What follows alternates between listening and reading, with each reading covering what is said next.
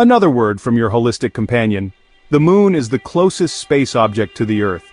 Its gravitational force affects the tides, air pressure, wind activity, maintains a stable climate, a stable rotation rate and angle of the planet, necessary to sustain life on Earth. Even in ancient times, people noticed that the change in the phases of the moon affects all living organisms on the physical, mental, and emotional levels. To track its cycle, they created a lunar calendar. A lunar month consists of 30 lunar days, or tithys, and corresponds to a full rotation of the moon around the Earth. The lunar day begins and ends with the rising of the moon, so it doesn't coincide with the solar calendar. The month begins with the new moon, Amavasya, when the moon's energy is at its lowest. This day is perfect for resetting and starting a new stage, providing a structure for the upcoming month. Then, until the 15th lunar day, there is a phase of the waxing moon. Energy grows and accumulates, so this is the time for activity, decision-making, and the start of new ventures. On the 15th lunar day, the full moon falls. Purnima Tithi is the peak of lunar energy, when everything in nature is saturated with its power.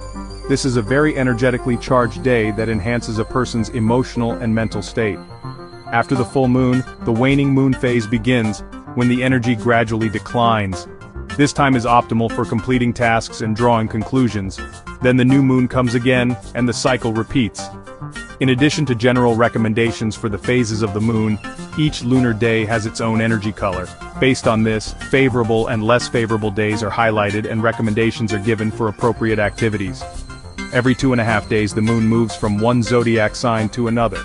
This means that it's projected onto the region of the sky where one of the 12 constellations is located. Moving along an ellipse, the moon passes through all the constellations in one lunar month. The zodiac sign can influence people's emotional mood and awaken specific sensual manifestations inherent in different signs. For example, the moon in Gemini increases communication skills, and its position in Cancer makes people more emotional and vulnerable. An important astrological indicator is the position of the moon in the nakshatra, the lunar station, a narrower area of the zodiac belt than the signs of the zodiac. Every 27 nakshatras carry a unique energy that determines auspicious and inauspicious activities. Why do we need a lunar calendar? A lunar calendar is a tool for consciously organizing your life.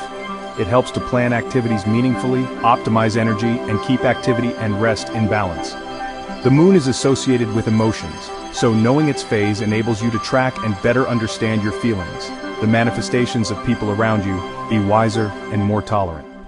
Knowing the days of new moons and full moons, we can spend these days with maximum benefit. All recommendations of the lunar calendar are just tips and guidelines. It's essential to rely on your feelings and consider only what suits you. It's beneficial to keep track of your condition on each lunar day, especially when one phase of the moon transitions into another, and take notes to identify your individual reactions and patterns.